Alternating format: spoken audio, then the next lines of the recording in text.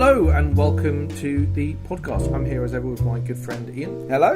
And this is like the Christmas wrap-up. Yeah, this is our sort of Christmas special, end-of-year specials, yeah. We are armed with a cowboy hat full of listener questions. Wonderful questions. There's a few bits of maintenance that we would like to go through first. News and upkeep. First of all, yes, this year's raffle is gonna fucking slap. Yes, like we've gone way bigger than we did last year. Last year was a triumph. Good, yeah, really good, really good. This year, I'm almost at the point where I'm struggling with the amount of prizes that we have. Amazing. I need to collate everything. There's a lot of very talented people that are donating stuff to this. People are super generous, and yeah, this is for those of you who don't know the way it sort of structures. I'm sure Dave will talk you through it in a bit, but it's just a great opportunity for you all to celebrate the hobby and really help a really good cause. Yeah, we're raising money for Young Lives versus Cancer. It's a really good cause. Multiple people that we've spoken to have actually used this service and they speak very highly of it. It's just a slam dunk. It's young people with cancer and you're raising money to help them out. Now, it's £5 a ticket. You can buy as many tickets as you like. Send through it to thelarpnoobs@gmail.com, not larpnoobs. All the details will be on our Facebook group. We're going to be... the promo should be out by the time this comes out. The promo is very exciting. The promo was hilarious to film. Oh, it was so much fun. Jesus. Huge thanks to everyone involved from all the different podcasts and media and sort of content creators who helped us make it. All the way to our incredible editor, Chris. It's just Millie did a great job directing. Amazing. Yeah, Millie was phenomenal. Yeah, I think we just had an absolute blast. You can find that on our YouTube channel. It will be on our Facebook page as well. Go and check it out. It was a hoot. So good. Yeah. Do I need to mention anything else about the raffle? The closing date for the raffle is going to be midnight on the 31st. Mm-hmm. And then I will be doing the draw on the 1st. Yeah. And how do you do the draw normally? So, I was thinking about live streaming it. Yeah. But I'm on the night shift before, and therefore I don't know what time I'm going to be awake. But functionally, you just pull them out of a hat, or are you... No, so what we do is we'll do the wheel, the spinny wheel. The spinny wheels. Yeah. And then, I basically get everybody's names together, put them all in this thing, and then we draw each prize, and then if you win, then you get taken off the list, basically. Yeah. The prizes are fucking They're so banger, cool. dude. Yeah. Holy shit. You sent me, a list of the ones you got at the time. It looks amazing. So many generous people. They'll all be listed, and all the different prizes will be there. Some of them are like... in fact, I don't want to mention No, we shouldn't mention specifics. Because there's a lot, and they're all amazing. Yeah, well, basically, what we're going to do is we're gonna do focuses on each of the givers over December. It's getting to the point where I'm worried that we're going to have too many prizes to fit into December. It's a lot. Yeah. So yeah, go and do that. In other news, this is kind of the big one. Yeah. I'm going to be stepping away from the podcast. Yeah, I think we both will. I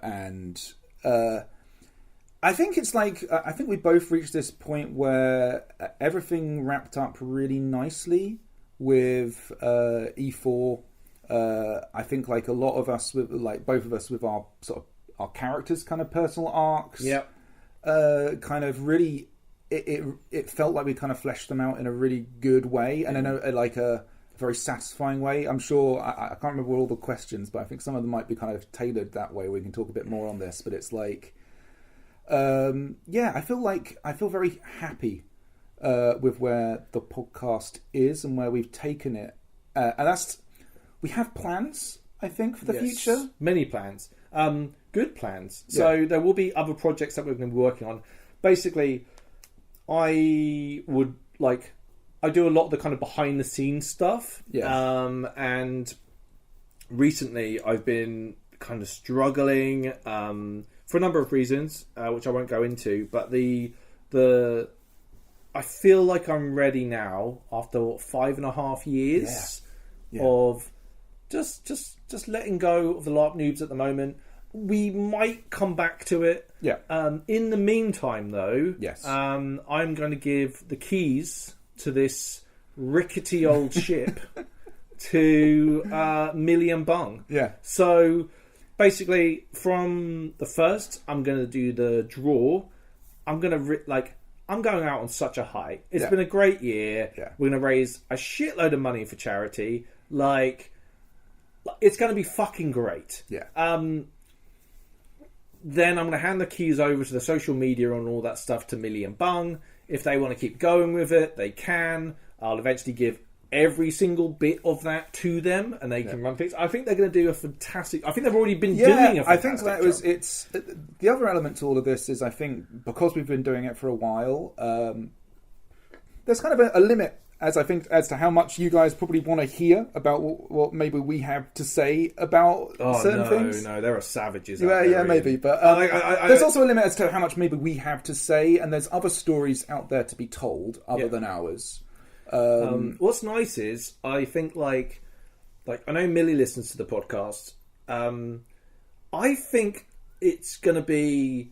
I think they're going to do a great job, and I still think it's going to feel like the LARP Noobs. Of course, yeah. I think like that they're still going to Bungle doesn't listen to the podcast, but he's only one of our best mates. Yeah. Doesn't give a monkeys. You know what I mean? But no, I think it will still have that air of it. And as I said, there's more stories to be told than just ours. Yeah, and I think they're going to do their thing. They're going to be fucking great. Yeah. I hope that you... you already know what they sound like and what they're going to be like. And I think like the feedback that we got was really, really positive. Yeah, really good. So, obviously, there's going to be a big change for our patrons. Hopefully, you'll continue to support them, and then maybe more people will support them. Yeah. Who knows? They will be bigger and better than us. Yes, I believe they will be. They will be. Oh, yeah. Much more attractive. More, charismatic. Yeah. All of the things.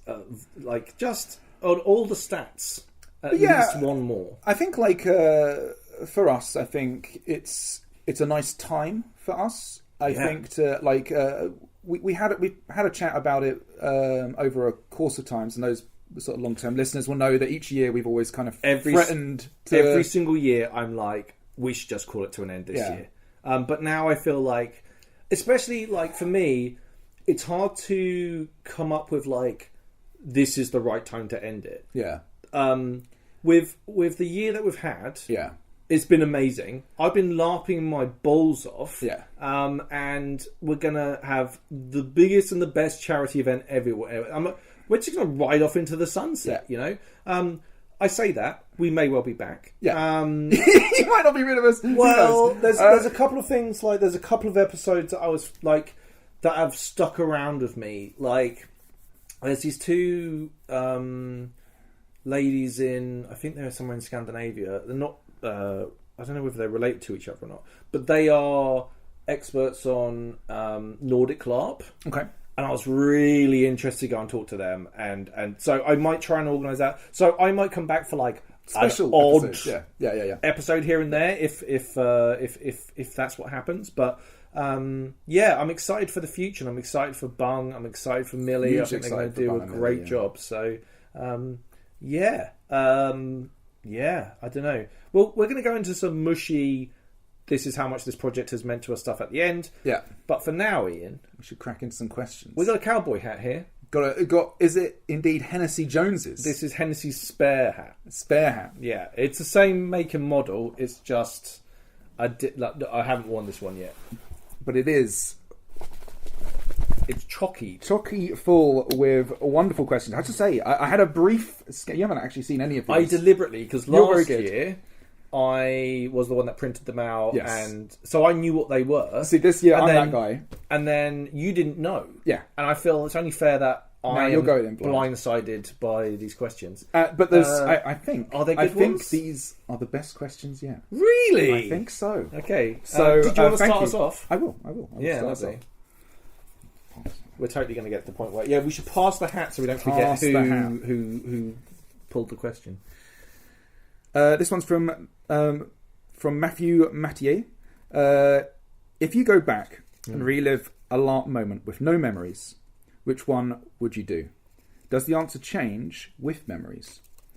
What does that mean with memories as well? So would having a memory of a moment change which event you would pick to relive, or is there something you'd like to walk into completely unbeknownst of what was about to happen and experience that again? God, that's a fucking abstract question. It's a deep question. It's a good one though. I think, like, for example, there's certain, like, walking into a situation unknowing of what is going to happen.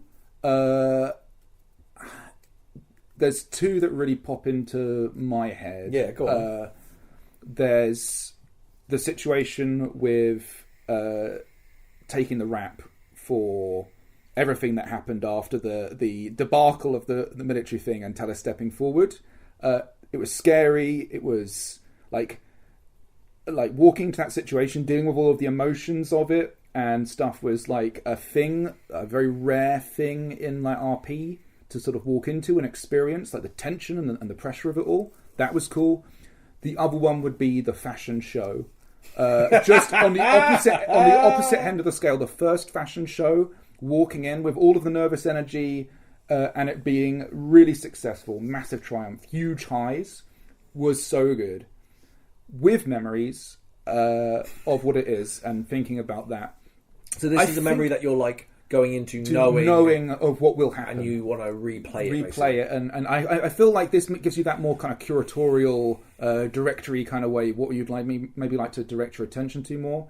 I think something like Sinwig's funeral, and reliving that and going through, like paying attention, because I'd get to do it the second time round. Paying attention to all of the other things going on, like everybody else's reactions, because obviously I'm very focused on the immediate people who were there and who I focused on. But I think it was such an emotional group moment that I would really like to have spent, like, if I was to relive it, to give everybody else that sort of, who was on that periphery of my vision, time to enter my ocular nerves and cement themselves in my memory as well. Because it was such an amazing moment of RP. That's fucking baller. How about you? Now, I think going in and like re-experiencing it with no memory, the fucking throne vote was pretty fucking amazing. Yeah. And the exhilaration of smoking a cigar afterwards and being like, I love it when a plan comes together. Yeah. And there's no like... It felt great. Like, it felt really, really good. And like... Everything about that moment was so heightened. It's so good. By the end of this weekend, we'll have a throne and an apology. Yeah. Like, that is... Like, it's so funny. Yeah. And it works. And it's like, there's no... All that's going to happen to Gellert now is he's going to get a lot of shit. It's going to be amazing. Like, none of the people involved are going to be like, oh yeah, Gellert definitely helped them. And history does not look kindly. Thank you so much, Gellert, for doing that little trick you did and getting us across. That's not going to happen. What's going to happen is people that wanted other candidates for the throne are going to be like, that Gellert Ashbourne is to blame, and it's going to be fucking amazing. Yeah. With memories. So, one thing I would like to do is, thinking about it, I don't know whether this breaks the rules of the question, but I would like to go back and just watch us on our first event. I think that's good. That's a good answer, dude. I want to see us like drowned rats.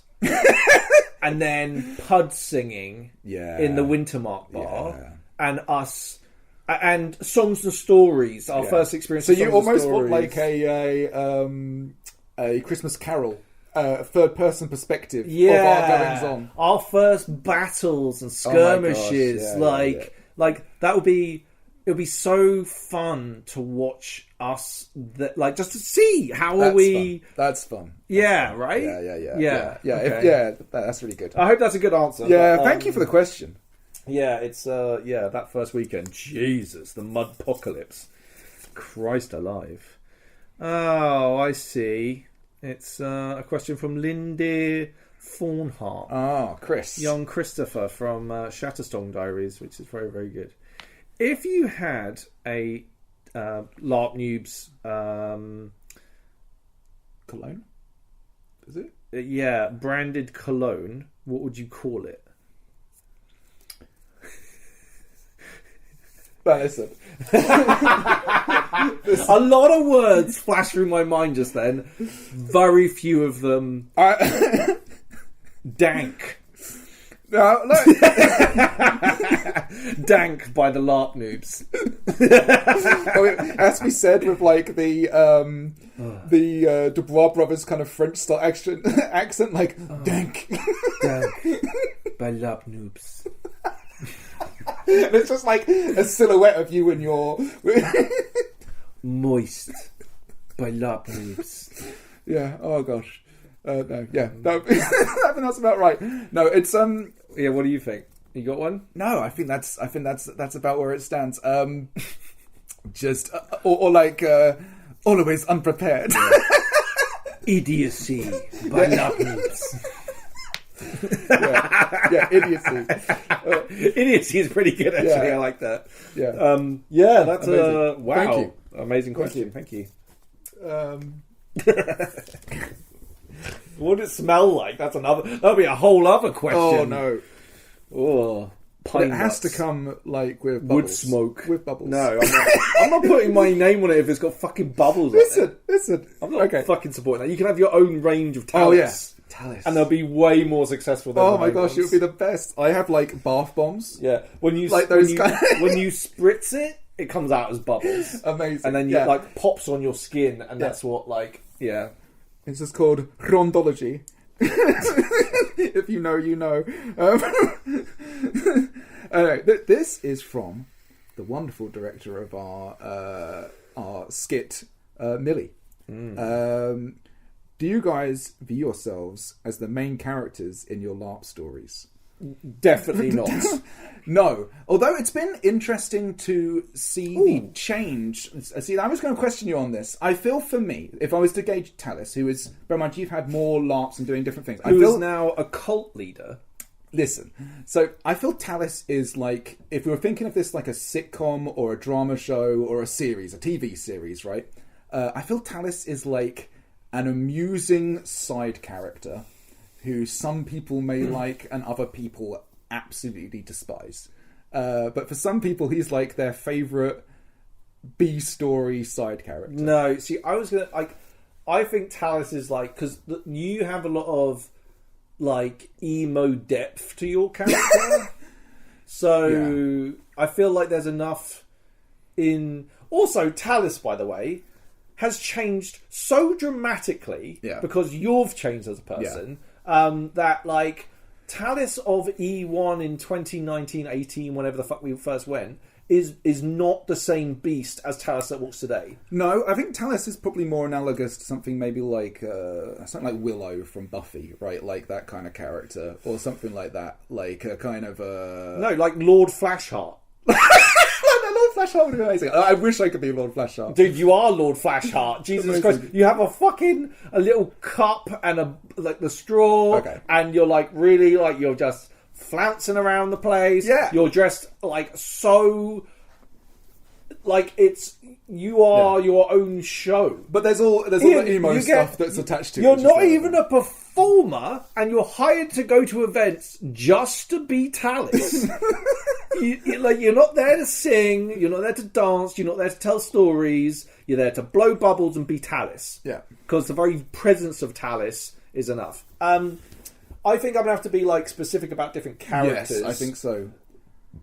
Gellert is probably a side character. I think he's an interesting He's an interesting character. I feel character. you know what? He's kind of like a like the kind of character who started off as like a quite a background character, but has actually grown and grown and grown into a he's he's actually part of the main plot. Like in season 1, like he's in the background doing something, right? Or you introduced him into like he's in like got a couple of lines. Yeah, exactly. Yeah. It's Chief O'Brien. Yeah, Chief O'Brien is a really good because he then ends up going through like Deep Space Nine and gets tortured a lot. Yeah. So I think O'Brien that's probably true. The O'Brien must suffer. Yeah. God, that guy takes a fucking beating. Yeah. Like, it's a rare old twatting. Yeah, the psychological damage on him. And even, like, Miko is just so mean to him all the time. Anyway. But then I think, like, the Dubois are firmly inside character.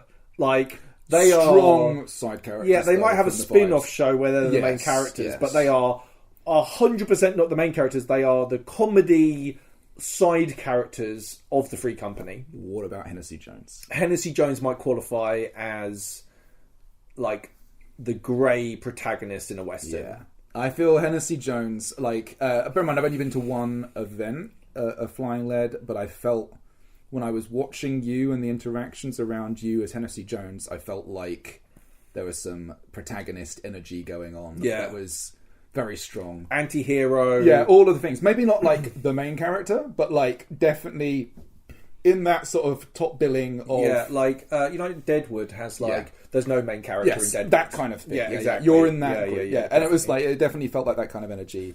I know this is a very egotistical question to answer in some ways, but like, I feel like... Dude, it's the last episode. Fuck it. Yeah. Fuck it. We're going big. You know, let's just fucking no excuses, no apologies. We're just. I think also, to be fair, there's also another thing where it's like over time finding those elements of your character that you because you become bigger, more confident, all those kind of things. Characters grow, your confidence grows, and realizing that like you can be the big energy in the room if you want to be. That's been a huge change. Okay, cool. I've got a question here from Matty Davies. She's so wonderful. Amazing. LARP moment you talk about relive the most. This is actually a massive problem with running a podcast. Yeah, is that we'll be shooting the shit and I'll go, this really funny thing happened. Yeah, and then people will be like, yeah, I know. I listened to the podcast. Yeah, and it's like we tell all of our best LARP stories. Yeah, on the podcast. And therefore, and I can't remember anymore. I can't remember the ones that we told and didn't tell. Like, so, like, I don't know. Maybe the one that kind of like a really special one that I like to talk about is the kind of romance story that Hennessy had in his first event at Flying Lead. I thought that was like, if I'm going to give like an idea of how transcendent and emotional and how interesting LARP can be. Yeah. Like for me, I'm not really interested in ball gowning. Ball gowning is when you basically play romantic or date people in the thing. I think the way that narrative played out was the short version is Hennessy met a character and basically they were like, he was a massive fan of them. And then another player said, why don't you invite him to go? Yeah. And it just made me realise, like, this is such an interesting point of view of who Hennessy is. Yeah. And, like, where his macho machismo is like, probably a defence mechanism because he struggles to deal with his emotions and all this stuff. And it was just like, Antonio, played by Ollie, was... like, he's just fucking awesome. Like, he's a really cool dude. So to have this play out, and then to end tragically, I don't need to role play us actually being romantic together. Yeah, we can just like it was such a perfect little narrative that I think it was. Yeah, so I often talk about that, like, with people, and I think that's where this question's angled is like, what would you tell other people about if you're talking to them about the hobby? How, like, the greatness of the hobby, if you like, and those kind of things, the things that invite people in. I think for me, probably everything around, again, all the Telus stuff with the military debacle and stuff, but particularly angled towards everything with Yelona and that whole storyline. Poor Ilona. And like the fact that there's this unexpected element which changes the scope of the story from being this very kind of big national scale story to this very personal story about like losing a friendship and getting it back. And then and again, this is why I feel like both the characters, I feel like this is a great time for us to step away, because these characters, they had like nice little bows, even though they carry on, and I'm sure loads of more interesting things can happen to our characters, but it's like hopefully narratively just for where we're at and the stories we've told. I felt like getting my bow, Hallowed to Loyalty by Bung at the end of the last event, and getting to like sing my song and do all of that, it was like that element, that arc of the story, which went from like all the questioning that I've been, the inciting that's happened multiple times, all of that, the sort of the year of kind of like soul searching that Talis has had and discovery of self. It was just like such a perfect way telling people that story, which is actually like quite a long story in a way, but Ian, but you're known for your brevity. My brevity is one of my best qualities. It is your watchword that you live by. Is why say too much when you can keep it brief? Just keep it going. Just always talk. Unbelievable. But yeah, I think that would like be one of them. Again, from Millie. Who is your favourite / comfort character, either LARP or D&D, you play, and why? Oh man, if you're bringing D&D into it as well. I mean, any tabletop system. Oh man, I still have. Oh, you go first. I need to process that a minute, because there's comfort character. Also, is I play a lot of emo stuff. I'm a glutton for emo. They don't understand the pain deep inside. No one understands me. So comfort character is like, I'm often like, my character is kind of like heart-wrenched inside. Even when they're happy, there's something deep internal going on that's causing them pain.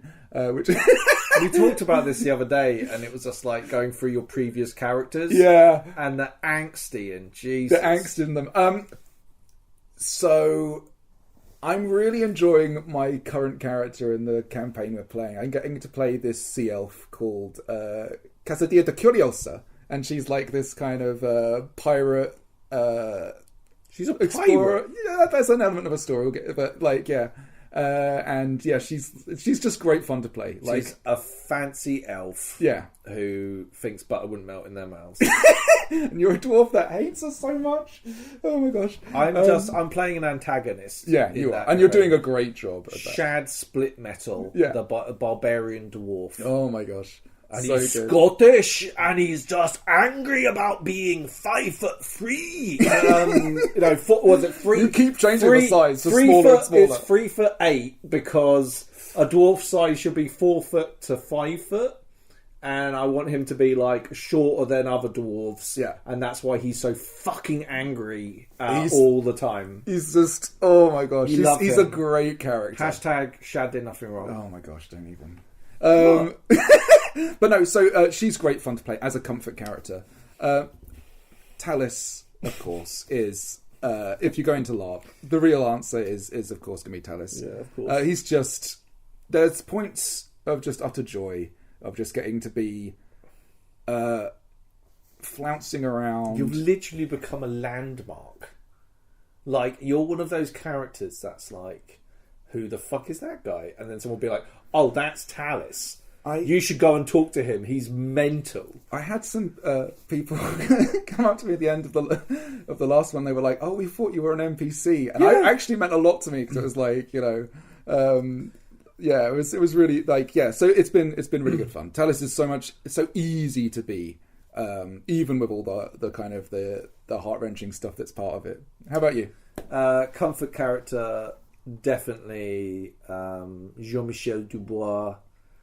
I love role playing with Callum. Yeah, he's my LARP husband. There's nothing that we can't achieve together. Like, we just bounce off each other constantly. It's so cooperative and beautiful. And now our characters have become like a thing, right? They're members of the Free Company. Like, they're ridiculous.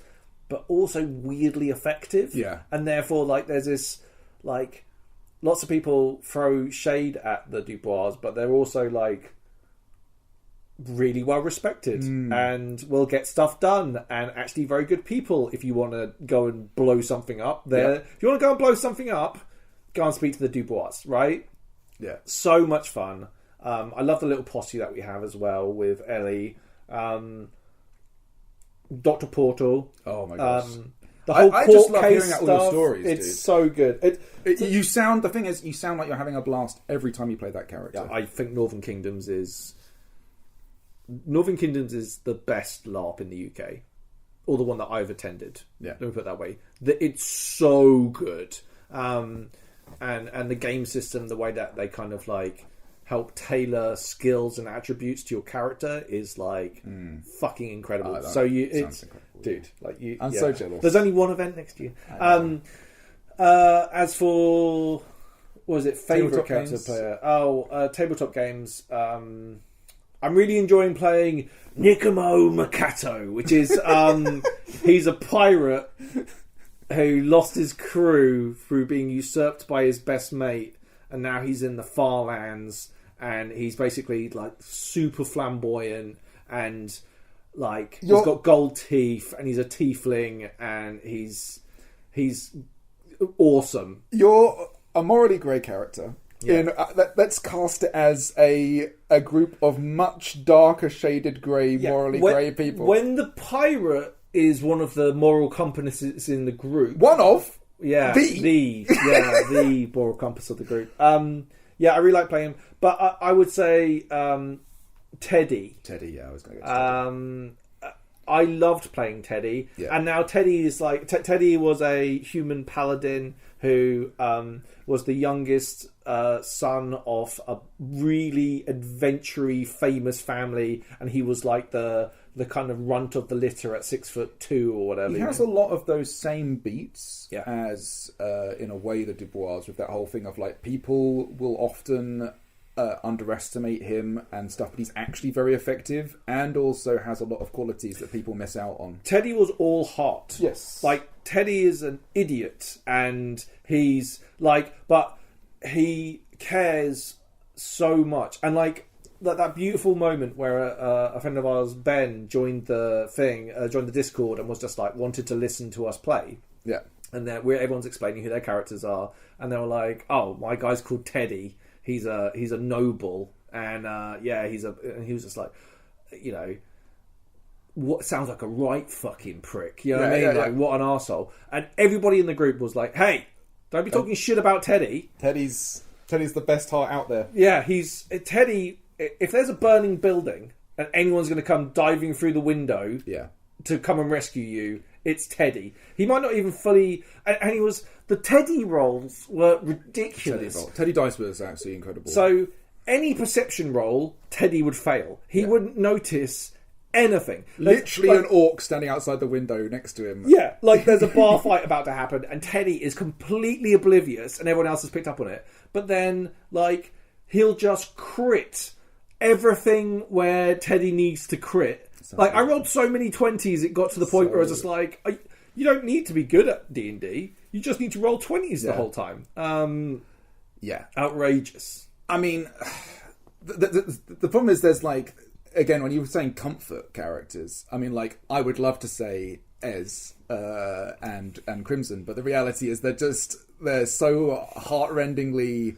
and they're such personal characters that there was basically... an Echo Knight where like they were essentially two characters and one was because Ian, I know Ian, one character is not enough characters for Ian to play in a roleplay game. He needs two characters, and when it gets to the point where we're literally listening to Ian talk to himself, when you say it like that, it sounds so bad. Like, oh my gosh, Jesus, Ian! But it was. I actually really thought the Crimson Queen and Ez was a really. I also think this is like something that's fun about your development in roleplay has been like kind of like learning to get in touch with your feminine side more. Massively, and also like to play quite vulnerable characters or strong female characters, and just like, and I think Ez and the Queen represent that dynamic incredibly well, because they are one character. They just represent the two different sides of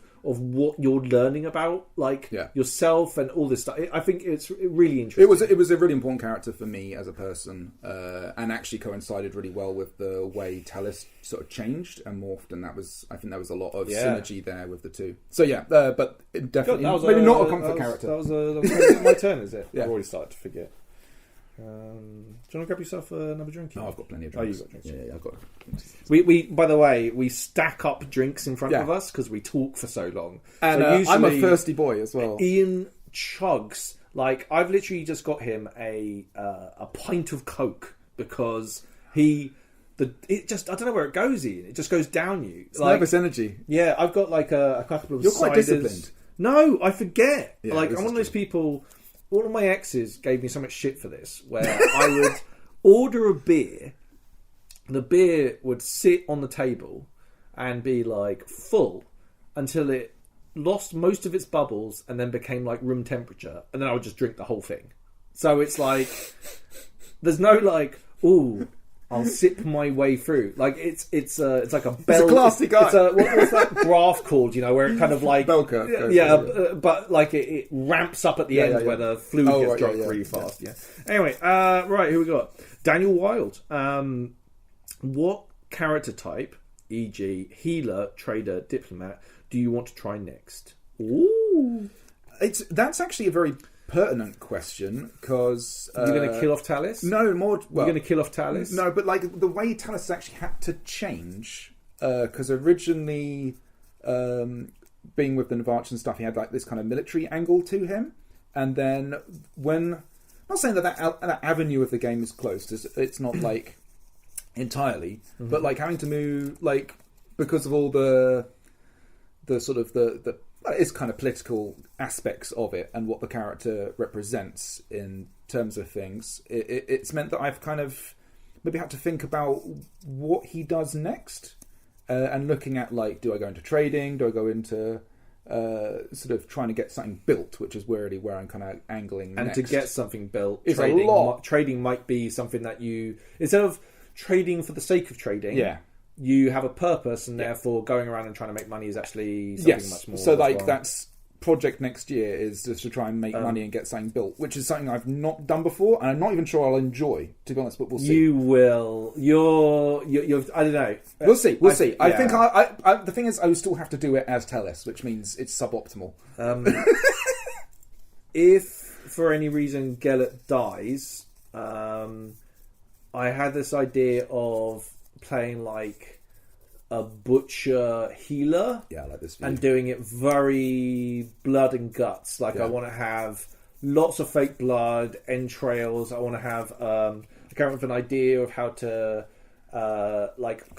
put fake blood under pressure so it shoots out over my shoulder when I'm doing like a wound or something. Obviously, have to be very careful with who you do this with. I'll be like, are you okay with some pretty graphic shit? Because I want to like do that. But Ian, I'm also, if you'd excuse me 1 second, I bought something recently and I want to show it to you. This is a surprise to me. I'll be right back. Okay, he's gonna be right back. But no, I think like, if I was thinking of another character, I've had like this kind of idea for maybe going Brass Coast, and he has presented a bow. Now, for all the shit I've had to endure, if you eventually go as an archer, I'm not going to be able to... dude... Oh, it's so good. Ian. I can't believe the amount of shit. You can't actually... Like, bear in mind, right, Dave is the... I would say, like, borderline best friend energy levels of shit over my over the fact I'm an archer. Pay to win, or I have to deal with it all the time. So brave, sitting at the back while the rest of us deal with the fighting. When he is an abject coward, that's not true. I'm not going to argue against that, but not right now. Okay. But, so Orion told me that there's this thing where you can make something Yeah. gives you The marksman ability. Yes. Yeah. So I was thinking about joining the Navarches. I can't stand it. I can't stand it. I can't stand it. And then one day, Ian, Yeah. I'm going to run the Navarches. Listen, the Empire needs good quality archers, and I hope you live up to the standards. Good for you. Actually, it looks like a really nice bow. It is a really, really nice. bow. It was an impulse buy, and I really couldn't afford it. It's really nice. It's a lovely brown bow. For those who can't see, nice two-tone stitching on the limbs. Really nice. Good for you, Dave. I was gonna keep it for a surprise, but since that we're not going to do, I figure now is the time. Now right? is the time. You've left me quite speechless. You son of a bitch! Amazing. Unbelievable the amount of shit you give me. So funny. Oh my god! All right, jeez, I guess I'm going to start to that shit I can swallow. Unbelievable, unbelievable. All right, this is from our good friend Tom at Larps and Tarps. How has LARP helped you grow as people in 2023? Oh, 23? Okay. I mean, obviously, if it's difficult to really separate the year. And if you're to phrase it as just as people, it's such a huge question. You went to your first other LARP from Empire. I did. What else did you do this year? Everything. You had the whole storyline, Talis retreat storyline, the taking the blame, the getting fucking tattooed on your face, you're getting branded, yelled at by people in the league. You became the bubble man. You had branding. You have gone to many fancy parties. Yeah, it's but how it's changed me as a person. I think this was the year I really stepped up in terms of the RP I wanted to both engage with and receive, and also and give out. I felt much more. I wanted to I'd kind of last year. I felt like Talis had become a thing, and people kind of had enjoyed it as an element of Navarre, and. People kind of knew who you I were was. Testing the water last year. Yeah, I felt this year was just there's only one thing the character does, and that's go bigger. I feel I've hit a nice level now where it's kind of which it's not a thing that I never. The Ashbourne curse. Yeah, jeez. But I never thought I would do any performance. I never thought I would do any. Public speaking, anything like that. These are always things that I've told myself I can't do, I'm not able to do. We had this conversation, and I think it was this year, where you said something about, I'm not really a people person, or I'm not very good at composing. It was something around that, right? Yeah. And I was like, what the fuck are you talking about? You're the most social person I know. You're literally you're the most social butterfly out of everyone in our group. You love going around talking to people, interacting with people, meeting new people. I think I don't want to answer the question for you, but I'm going to. You've expanded your self-confidence and knowing that you're totally valid to be a flamboyant character.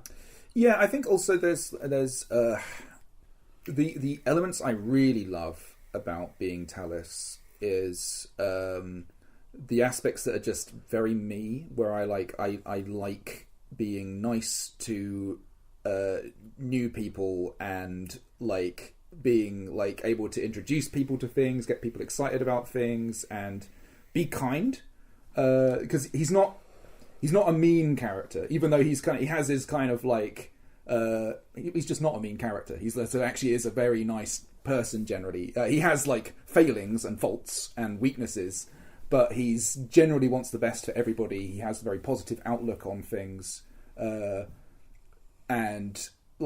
those are things that are quite kind of me-ish in a lot of ways. Mm-hmm. So it's been fun discovering that making those things, which have always been quite introspective in myself, be big and out there and this is who I am to people has been very big this year for me, and that's been a big element. How about yourself? I don't know. Like, I suffer from a lot of depression and anxiety. So if that hasn't come across, I did an episode on mental health, but I suffer a lot from it. I have my big ups and downs. This year, I've had my ups and downs. That's for damn sure. But I think I think the nice thing about being Gellert is it's made me feel a lot more confidence in my convictions. Like, I feel like even sometimes when things are, I'm not saying the most popular thing, I'm still like, it always comes from a place where, sometimes people aren't going to agree with you on everything, but I feel like my moral island of who I am, I feel I feel pretty confident in who Dave is as a person and my forces in the world. I feel like that's, and I think roleplays really help with that. Also, I think like Hennessy allowed me to play a much more darker grey character, and that let me get a bit more kind of like it's kind of a macho character, which I'm really not, and it's like that was kind of fun to play around with that kind of thing. It's been fun actually, because you do you play quite kind of heroic, noble characters is maybe not quite the way, but like well-intentioned, well-meaning characters. Yes. You've often they've always had like the heart of gold kind of element is part of it. So seeing you play people who have like definite qualities of that this is a dark, flawed element of this person, and you bring in those out in terms of the RP you've brought has been your RP, by the way. You've really just been. I mean, you're always great, but it's an absolute pleasure to watch you operate. The subtlety of range and the way you can bring the hammer down with a performance at times as well. It's so good. Watching you operate as Hennessy is an absolute treat. Like seeing like that. It's all the subtle things. It's like you'll be sitting there having a conversation with people, and you're like thumbing your gun, and then I'll kind of mention it to you later, and you don't even realise that was what you're doing because you're so kind of like living the character out. It's been really fun, like that element of it, and I think having the confidence to explore some of those parts and bring those forward. Safety really is also a thing. Yeah. Like, I don't want to be in the point where like I worry about being an antagonistic character and making other people feel bad. Like, I think it's really important to check in with people and try and like safety and inclusion is really important for me.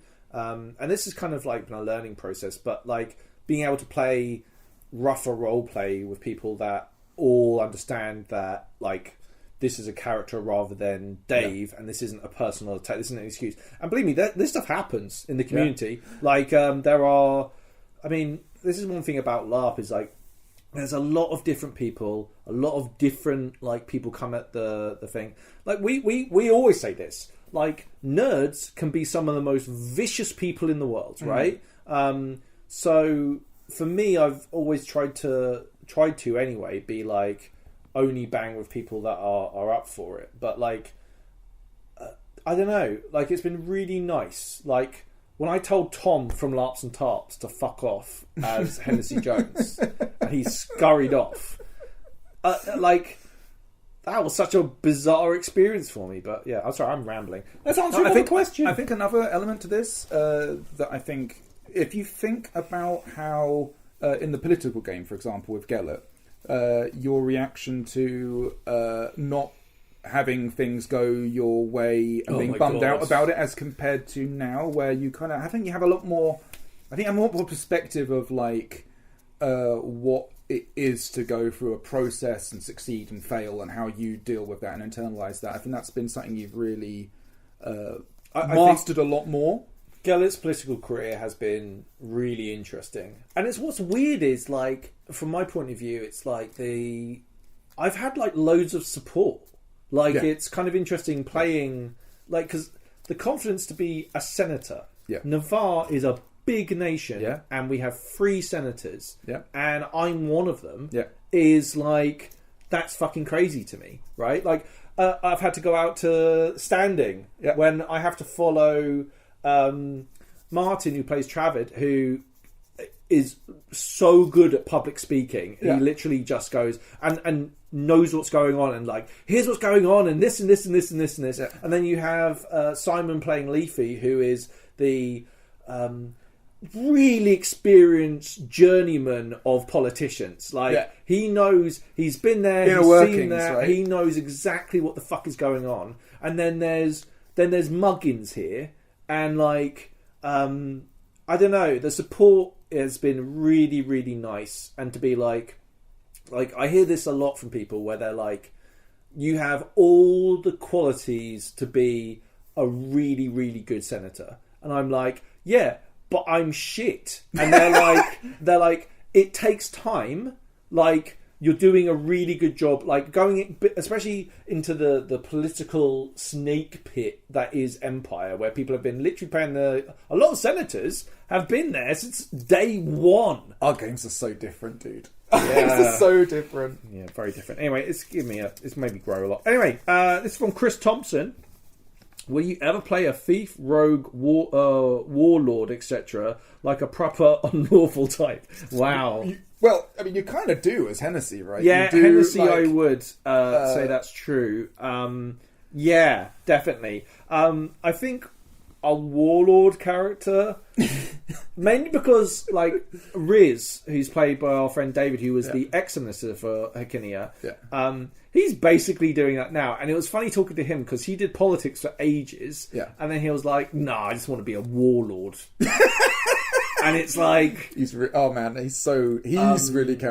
So and really good, there is a progression where it's just like you can kind of go full circle with LARP, where when you first go, all you want to do is drink free beer for fake money and go on fights, and then maybe like you get to the point where you're like, that's all I want to do again. Like that's what my game is. I'm just going to go and organize units and fight and have fun and not worry about it, you know. So I fully appeals.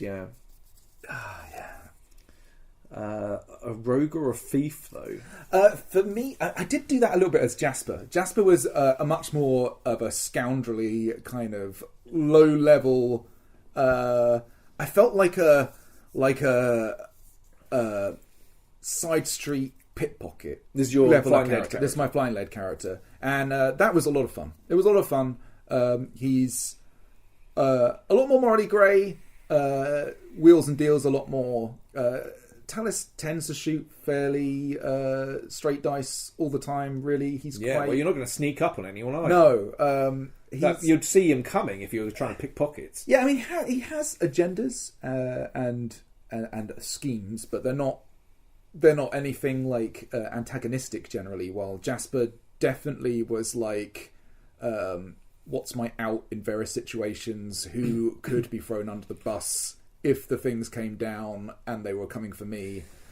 He's that kind of guy, right?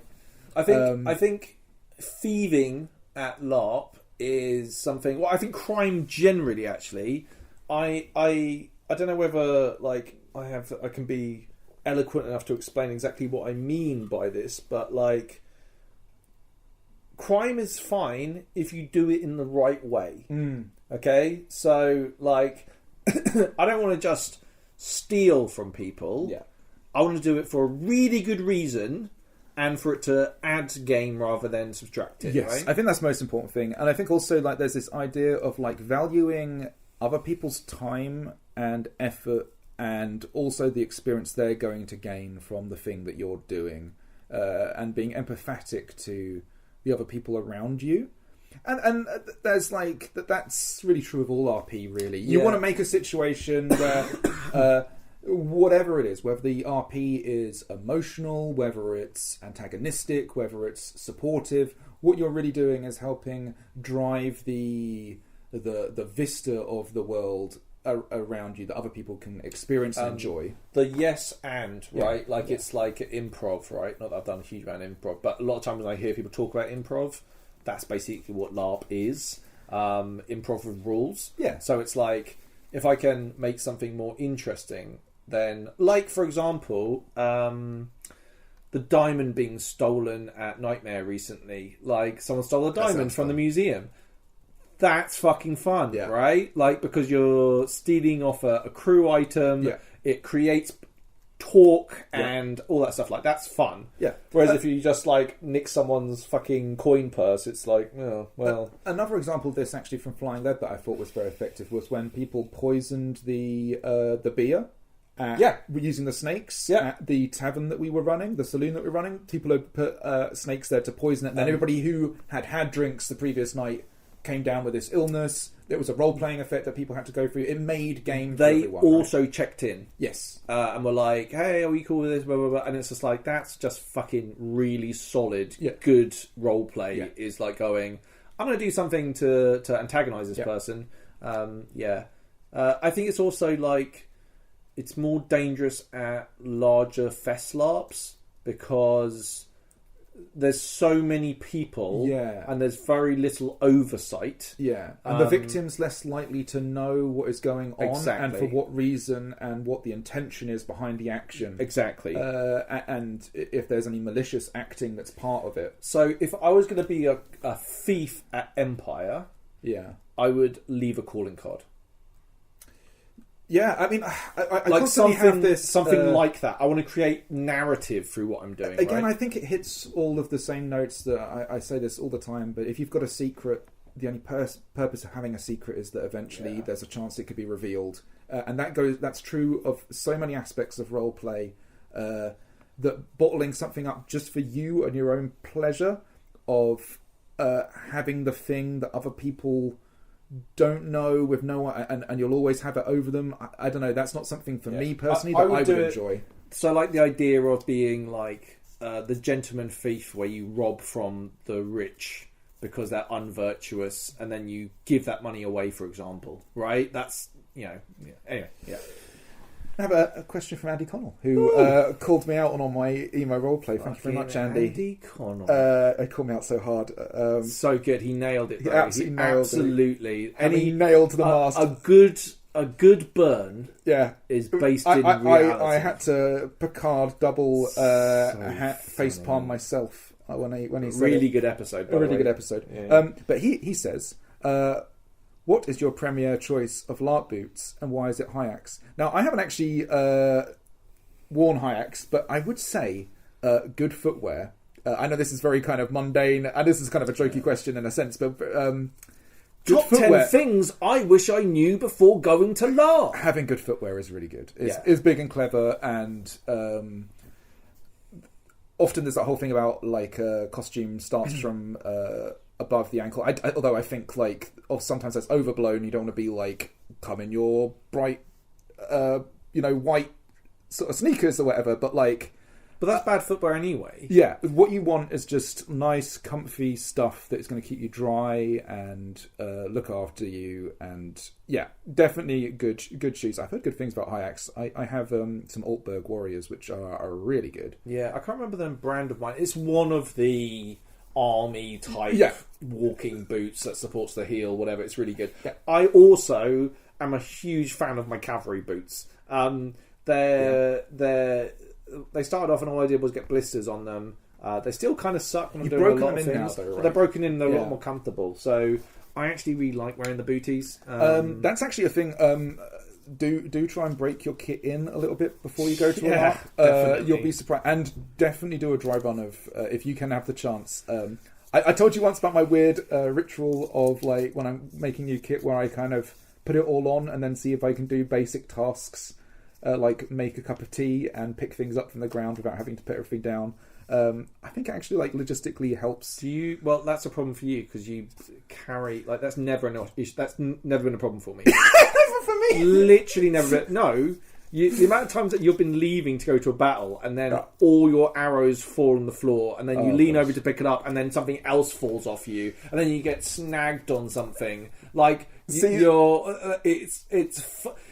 the fact that Ian's made it this far into life is sometimes frankly astonishing. It is. Like in your I surprise kit, myself. You are like, especially when you're hurrying, like, oh my god, when you're like, I have to go get ready for this skirmish. It's like, the whole camp has to kind of help, and even then, you're a wrecking ball. So bad. The thing is, like over this year actually has been better on that front, because it's been like I've just been able to be like, and now I'm just going to have a stupid ass coconut and a straw that is going to slosh around all the time, and it is just accepting the fact that everything I do is impractical rather than trying to be practical. Yeah, because why would you want to be on brief, right? Thank you. Right. We have a question here from Obi Rose. Nice. Hi, Obi. What are your your dream LARP when you started versus your dream LARP now? And why has it changed, if it has? Would you like to playing different roles or settings? Great, really good question. Ooh. I have an itch for a sci-fi. The problem is the aesthetic that I want from a sci-fi in my head is like it needs to look really good, like, and I like, but like it needs to be like, it needs to hit the right. Like, I'm not necessarily talking like a post-apocalyptic sci-fi. I kind of want something kind of Mass Effect-y. I don't know. Like, there's a certain vision, you know what I mean? Like, there's a certain vision of a sci-fi I want in my head that I can't quite put into words. Do you think that's changed from when you started? Yeah, I think, like, the fantasy thing was definitely a big draw, and I do love fantasy. Mm-hmm. I love all of that. Mm-hmm. But I think because I've done the Western, because I've done the fantasy thing, because Western was another thing that always appealed, obviously. Oh, yeah. See, I've never had, like, I'm not really a huge... because I know, for example, you're quite into, like, pike and shot kind of style stuff and that sort of... Less pike and shot, more Napoleonic. Yeah, so that never really appeals to me. I fucking love that period in history. Yeah, it's never been a thing for me. There's like Forlorn Hope at ILARP, which I haven't gone to, but that looks good. I definitely had, like, I think one of the big draws about Empire, which is why Empire is one of the main draws, is having loads of people there, this big town vibe, and also the scale of the battles. Yeah. Not that I don't really enjoy these giant battles, but the things that really draw me in now are, like, I think Northern Kingdoms does this really well, where there's so much story and reactivity in what's happening. I think that's something that I enjoy more in LARPs, is having something that's a lot more reactive. I can't really talk about it. But there might be things happening next year that are very interesting. Oh, really? Okay. So I'm just going to plant that seed, everyone. There's something very interesting happening, not 2024, 2025, I think. Right. But... I don't even know. Or maybe I can't do really know. talk about it because some of the mechanics of a thing that I can't talk about are very interesting and very dynamic. Okay. And it's like, I think that's one thing that's slightly lacking from a lot of games is feedback to crew and game runners in real time. I tell you what was kind of eye-opening with regards when you were saying like large-scale battles and stuff like that, and how all that pans out, was going to Flying Lead and seeing actually how intense but also numerous the combatants could feel because of the good narration of the battle, the good orchestration of the battle spaces that we're in, and the way that kind of made the moments when the town's under attack, or you're fighting in the underbrush and people are coming out of the trees from nowhere with axes screaming their heads off, right? Yeah. All of that suddenly felt like you get a lot of those vibes of having lots and lots and lots of people there. Because the reality is, when you're in those big battles, sometimes you can only see, like, you're so in it, you're only seeing like 20 people around you anyway. Of course, there's always that thing of looking out across the battlefield and seeing hundreds and hundreds of people. The colours, all of the nations, all that stuff. I am actually, hopefully, going to a Lord of the Rings LARP in Scotland. Yes, that looks very good. And I know the people that are running it, they're unbelievably good role players. That might be one of the things that I'm most looking forward to. Oh God, you just read what? Okay, this is a good next one. question. Thank you. This is from Ralph Wellington. Thank you very much, by the way, Ralph. Absolute pleasure. If Gellert and Talis were to swap roles / places for a day at Empire, who do you think would have a better or worse time? Well, we all know the answer to this. We all know the answer to this. I don't know. Ralph, what the fuck are you talking about? That isn't even a question. That is literally... Bear in mind, it depends how you phrase it, right? Because you would have to do what I do. Yeah. Do you think you would enjoy doing what I would do? Who wouldn't enjoy just But you hate everything that I do. Yeah, because I'm so fucking jealous, because you're like, oh, there's all this fucking the Empire and all this important stuff that's happening, but all I'm going to do is blow bubbles and go to parties. Yeah. Do you reckon you would enjoy that, though? Who wouldn't enjoy that? Okay, that was like... Who wouldn't enjoy being fucking Talis? Okay. You're like, you go off to your little bow circle, and they're all like, "Oh, Talis, where?" And like, and then they're like, even when they're being mean to you, it's still about Talis, right? Like, and then you're like, you go off, you do a fucking fashion show, then you head around Anvil, getting free drinks. You get invited in places by people you don't know who just want to drink with you and have you entertained. You get sent to fucking... Dude, fuck you. Yes, no shadow of doubt. Don't even try and argue this. Okay, no, fair enough. But do you think I would enjoy doing what you do? No! I don't think I would enjoy what you do. You wouldn't last a Senate session. You really, yeah, you wouldn't. I would like to believe I could do what you do, but I don't think I could do what you. The thing is, there's a difference between doing what you do, like, and enjoying what you do. The thing is, you do enjoy what you do. In that sort of type 2 fun way. It can often be type 2 fun. I also like having a team. Yeah. Like having, especially Millie. Yeah. Is like, she's just so great to have and to kind of like there's lots of good things about being Gellert, right? Yes. Like there's so many 100%. loads of good things, but for like a day, like changing places, are you fucking joking? It'll be so fucking good. Like no one's like no political wrangling, no trying to find this person, no trying to get objectives sorted, which is really hard to do by the end of the weekend. Your objective is finding the best party. Yeah. Which finds also, you. If we swapped places literally next event, I would be swapping into the worst point that I could possibly swap into in your... The election? Post-election. Of the throne? Of the throne. I'm up for election. It would be the worst point to be Gellert. Oh, well, thanks. Well, this gives me something to look forward to. Matty again. How do you think you've ended up playing the characters you have? Oh, God. What parts of them have you been most enthusiastic about, and what would you do differently if you could make them fresh now? Fuck, Matty. Deep questions. For me, that's... Like, do you want to talk about yours? Because mine's I think yours is probably more interesting. I don't know. For me, Talis is a deeply personal character, and I think it's probably true for Gellert for you as well. But I think just embracing the flamboyance of him, the love of fun of him, the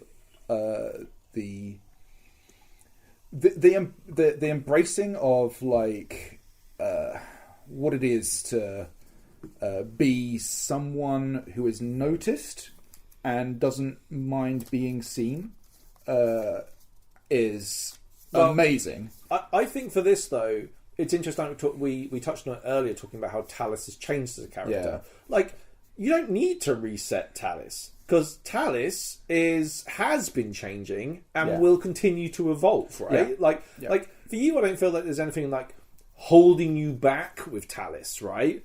If anything, it's more like you're like pushing the accelerator down more and more and more, to see where your limit is. And I don't think you have a limit. Yeah, it's like playing with the nitrous now on the because I've kind of got the foot Fast down. and Furious, baby. But no, family.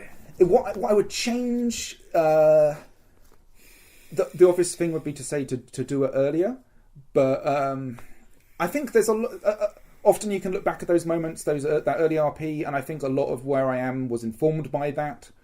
Also, it adds to the story, like everything with Ifan, because your previous character Ifan is like a huge element of my character. You did leave him to die, though.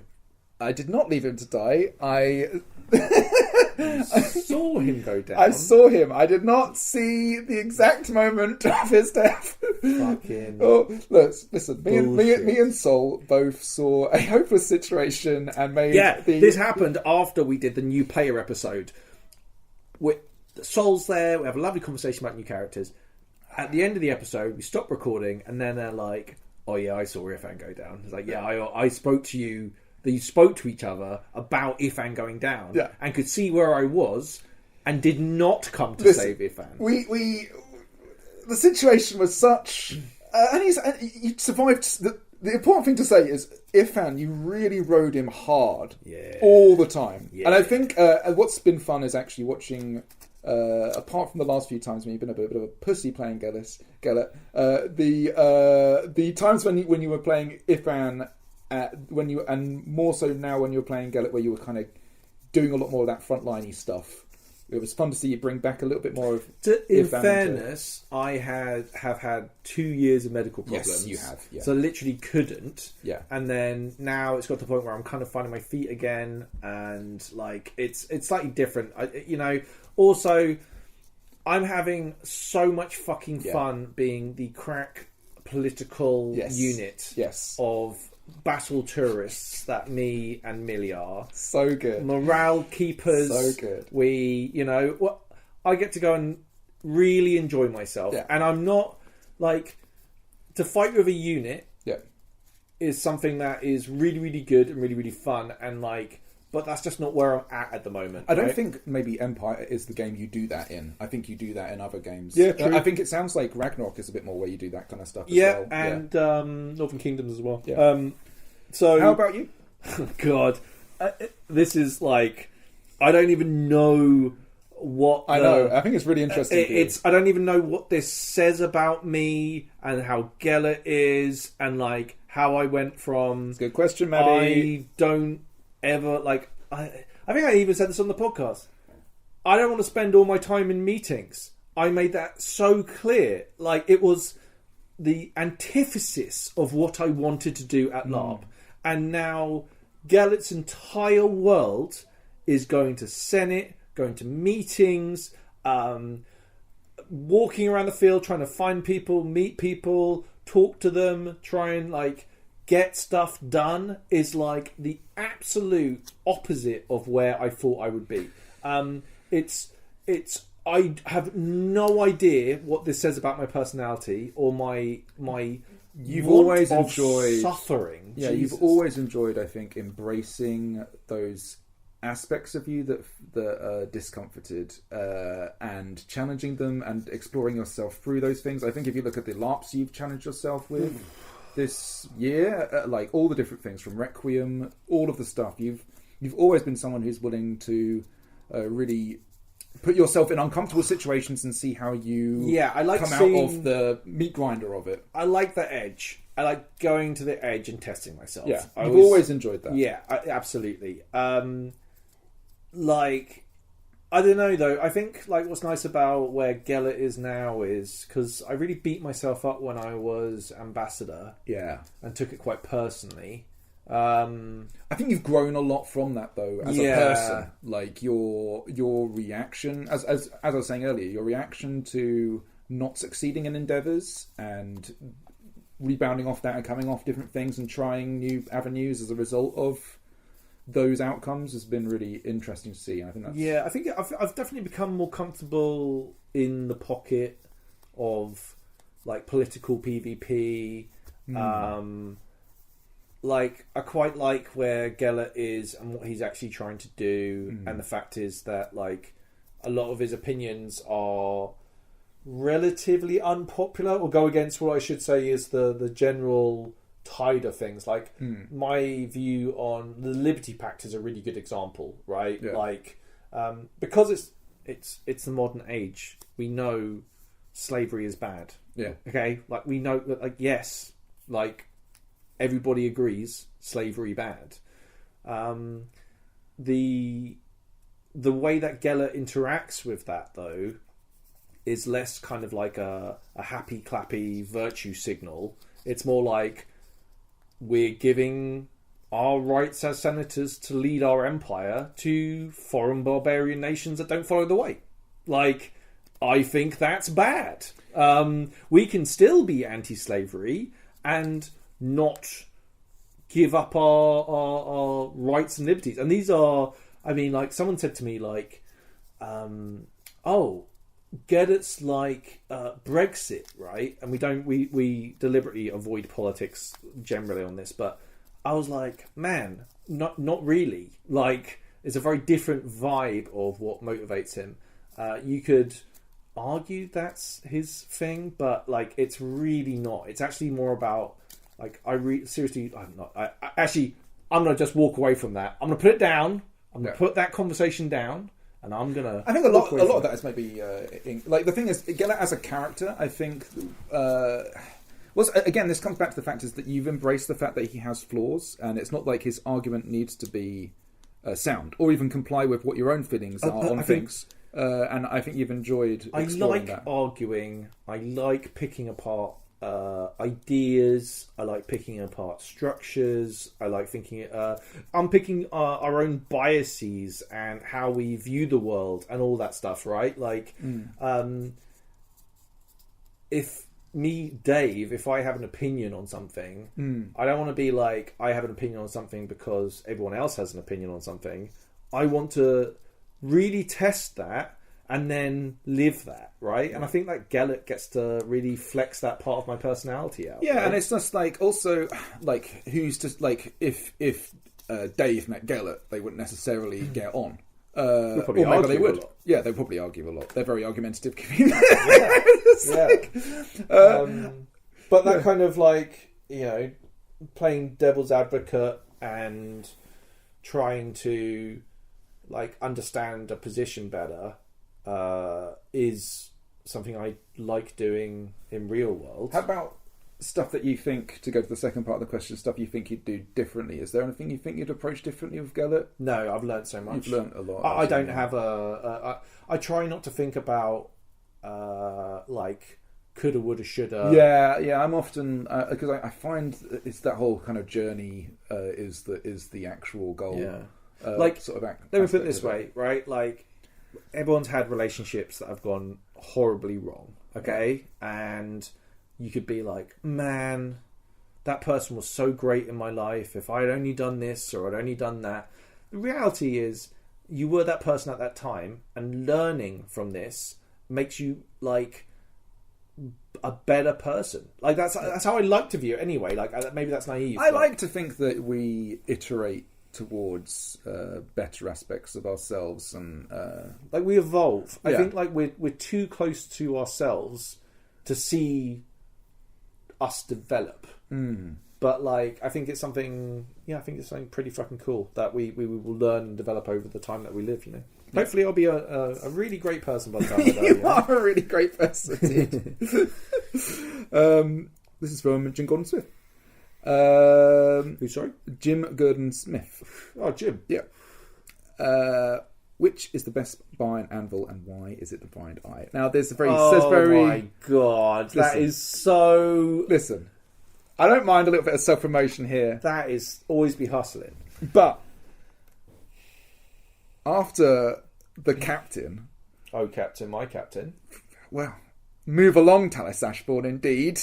This has not ended RP. Hold on. Are you holding the blind eye responsible for that? Listen. Are you? Is that what you're saying? No. It's a yes or no question, Ian. It's a yes or no question. Listen.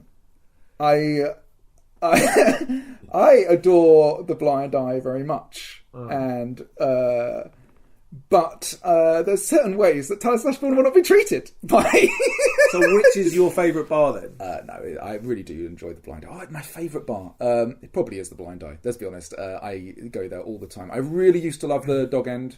I never got to have a drink at the Dog End was amazing. It was so good. But yeah, the Blind Eye is amazing. Like, if you get the chance to go listen to Silgor play, just hang out with the ambience and stuff. It's so good. I have a great time. I like Star Bar's great. There's so many good bars. Dude. I like the Drunken Goose in Navarre. That's a really good place. That's my political hangout. If I'm there, I'm usually talking shop in some capacity. I really like that bar. I really like the staff anyway. They're really nice people. I like Wise Guys in Dawn. Wise Guys. That's just like a, if you're on a pub crawl, or gotta stop off, or you're like, what shall we do? Let's go for a drink at Wise Guys. There's always a lot of nation bars tend to have a lot of that nation in it. Wise Guys tends to have everyone. So you get to meet a lot of interesting characters there. Like, I think that's where I first met Steve, who does Hefty Yeti. Like, you're meeting lots of different folks, and it being a Dawn bar is like, it's just great. You know, there's always, right there next to the square as well. It looks over on the Glory Square. So when there's stuff popping off in the Glory Square, have a fucking pint, enjoy yourselves. They always have loads of good drinks. They're usually cold. That's a good bar. Which other bars do I like? I don't get. See, the thing is that you're much more of an aficionado on this, because I'm in Senate all the time. I barely get to go out and actually. You do like gin club and stuff a fair bit. Gin club is work, dude. Not when I go. It's not when you go, it isn't. But when I'm in there, it's 100%. But my favourite bar at Anvil is the Wheelbarrow.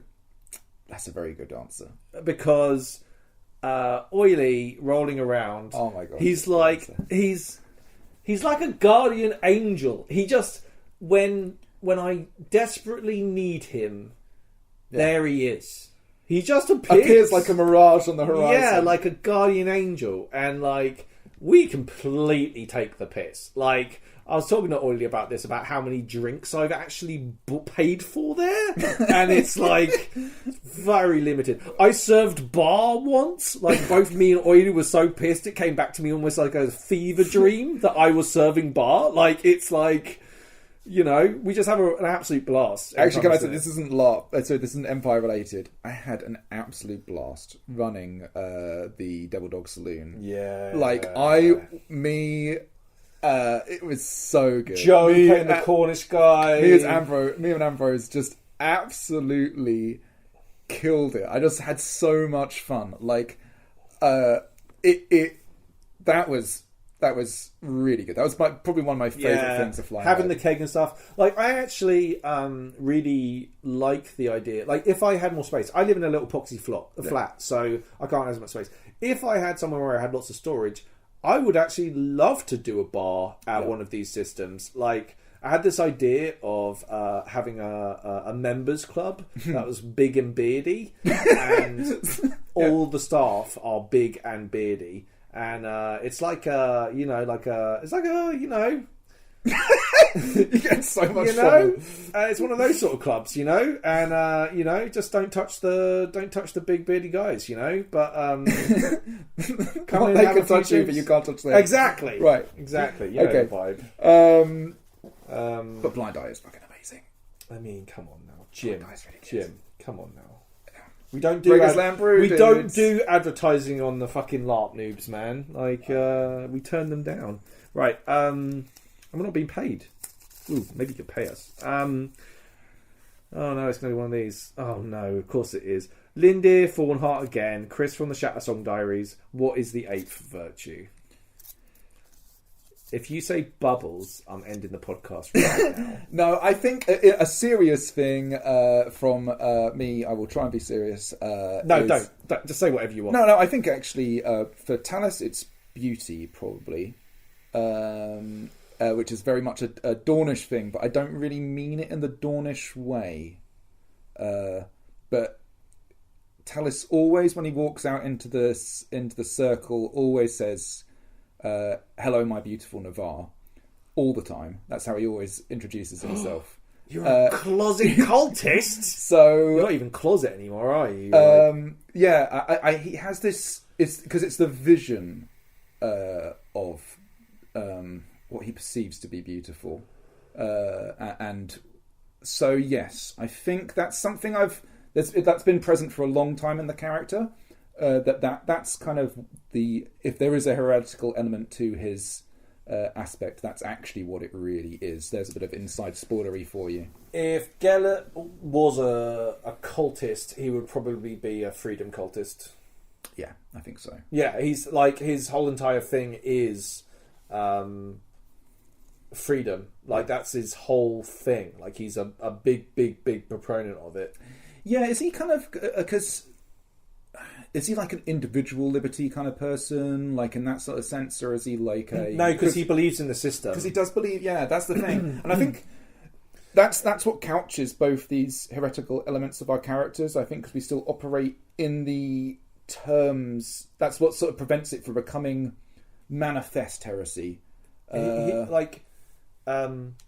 Oh, I can talk about it now because my rod's no longer fucking imbued by it, so I can actually talk about it. I went on a pirate raid and I got a magical weapon, and it was imbued with basically a freedom aura, which was if you believe something is right, even if it goes against imperial law, you will still act on it. Yeah. Okay? And this was great because actually... not that Gellert really does anything that illegal, but that really is in total sync with... Yeah, it's doubling down on Gellert, right? Yeah, absolutely. But it was a really nice piece of role play for me to kind of bounce off. Also, it's fun having some heretical shit on you on the most beautiful weapon on the field, and knowing it's like naughty. And could totally get me fucking murdered for But is it run out now though? Yeah, it had a timer on it. So you should get hallowed up again. No, I'm not a freedom cultist. But it's really not going to change. It basically was a nice jumping off point to explore my beliefs on stuff. Yeah, you used it as like RP inspiration, right? Yeah, because it was like oh, I can't even talk about that. There was stuff that I did as ambassador, trying to sort out certain things which I can't really talk about. Yeah. With trade deals and things. Yeah. So, and I thought that was the right thing to do. That's good. I'm a carrot rather than a stick sort of fellow. Yes. If I have to bring the stick out, I'm gonna beat you to death with it. Okay, but like, I'll prefer to give you a carrot. Yeah.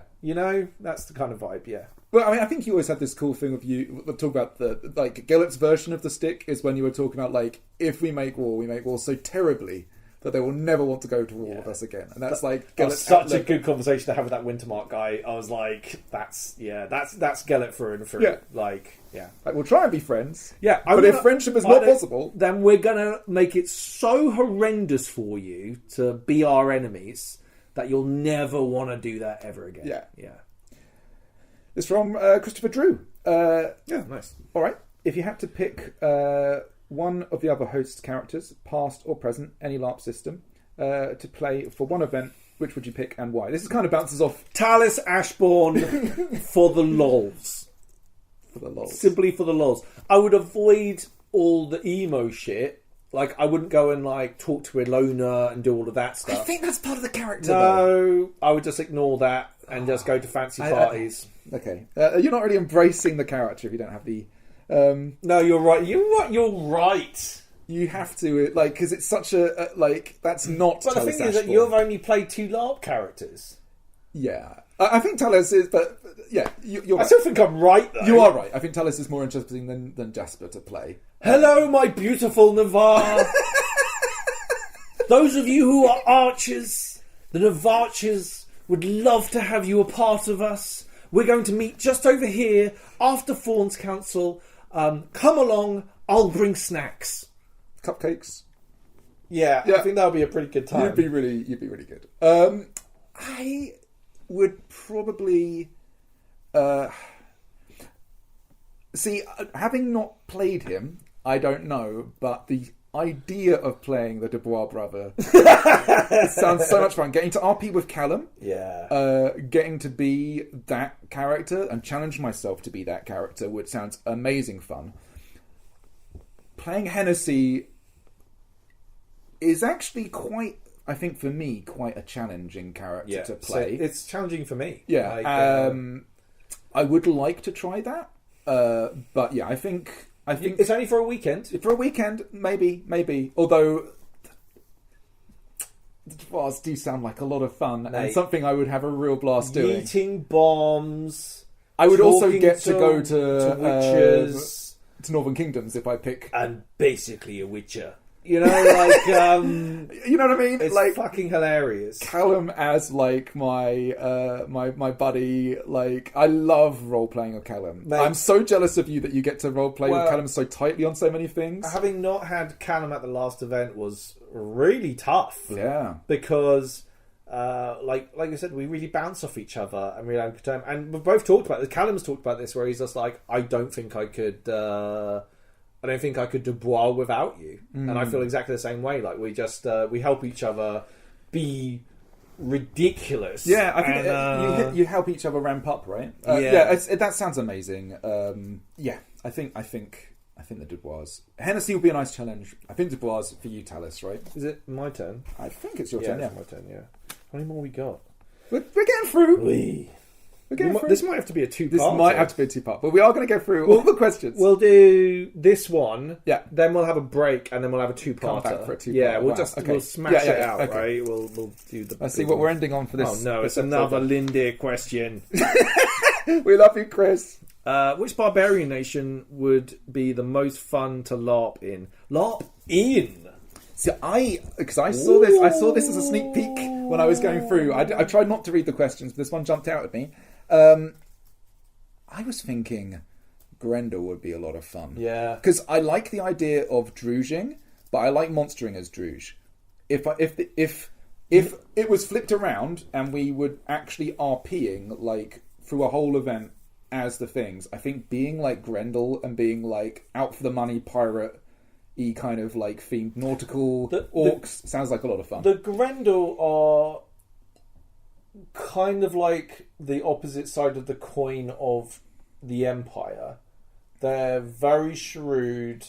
They're very politically minded. They do a lot of like backdoor deals with people. They beat up Brass Coast a lot. Seafaring is really, really fun. Yeah, I think Grendel are way up there. But I'm not gonna go Grendel just because you said it. I think to LARP in. Drooge actually might be really fun because you can fuck around with poisons and like just being the evilest. Ooh, but like in a kind of know tongue-in-cheek way where you're everyone is like Millie being evil, like I'm so evil, right, you have like an evil off. The version of the fashion show is just who is the most evil. I made a toxin that made all their skin fall off. Oh, well, I'm so evil that I made a toxin that fucking blah blah blah, and it's just like just that would be pretty fun. Yeah. So I'm gonna go Drooge. The entire of Drooge is like that opening scene from the Dark Knight with the Joker, where they just keep offing each other until there's only one left. Right, we'll be back in a couple of minutes. I think we're going to thank all the patrons at the end of next episode. Yeah. And I really need to pee, so I'm going to go and do that. We'll be right back. Be right back. Bye.